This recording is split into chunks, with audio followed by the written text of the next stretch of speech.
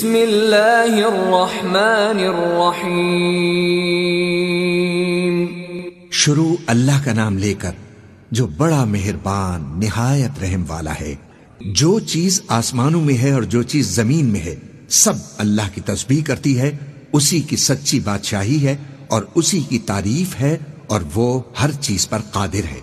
وہی تو ہے جس نے تم کو پیدا کیا، پھر کوئی تم میں کافر ہے اور کوئی مومن، اور جو کچھ تم کرتے ہو اللہ اس کو دیکھتا ہے۔ اسی نے آسمانوں اور زمین کو حکمت سے پیدا کیا، اور اسی نے تمہاری صورتیں بنائی اور صورتیں بھی اچھی بنائی، اور اسی کی طرف تمہیں لوٹ کر جانا ہے۔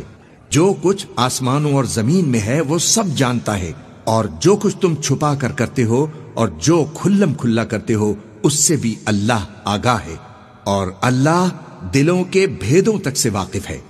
کیا تم کو ان لوگوں کے حال کی خبر نہیں پہنچی جو پہلے کافر ہوئے تھے تو انہوں نے اپنے کرتوت کی سزا کا مزہ چکھ لیا، اور ابھی ان کو دکھ دینے والا عذاب اور ہونا ہے۔ یہ اس لیے کہ ان کے پاس پیغمبر کھلی نشانیاں لے کر آتے تو وہ کہتے کہ کیا ایک آدمی ہمیں ہدایت کرے گا؟ تو انہوں نے ان کو نہ مانا اور منہ پھیر لیا، اور اللہ بھی بے نیاز ہو گیا، اور اللہ بے نیاز ہے، لائق حمد و ثنا ہے۔ جو لوگ کافر ہیں ان کا اعتقاد ہے کہ وہ دوبارہ ہرگز نہیں اٹھائے جائیں گے۔ کہہ دو کیوں نہیں، میرے پروردگار کی قسم تم ضرور اٹھائے جاؤ گے، پھر جو کام تم کرتے رہے ہو وہ تمہیں بتائے جائیں گے، اور یہ بات اللہ کو آسان ہے۔ تو اللہ پر اور اس کے رسول پر اور اس نور پر جو ہم نے نازل فرمایا ہے ایمان لاؤ، اور اللہ تمہارے سب اعمال سے خبردار ہے۔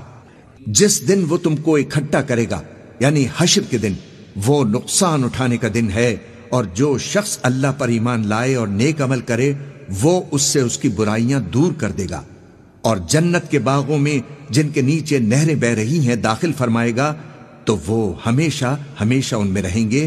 یہی بڑی کامیابی ہے۔ اور جنہوں نے کفر کیا اور ہماری آیتوں کو جھٹلایا وہی اہل دوزخ ہیں کہ ہمیشہ اس میں رہیں گے، اور وہ بری جگہ ہے۔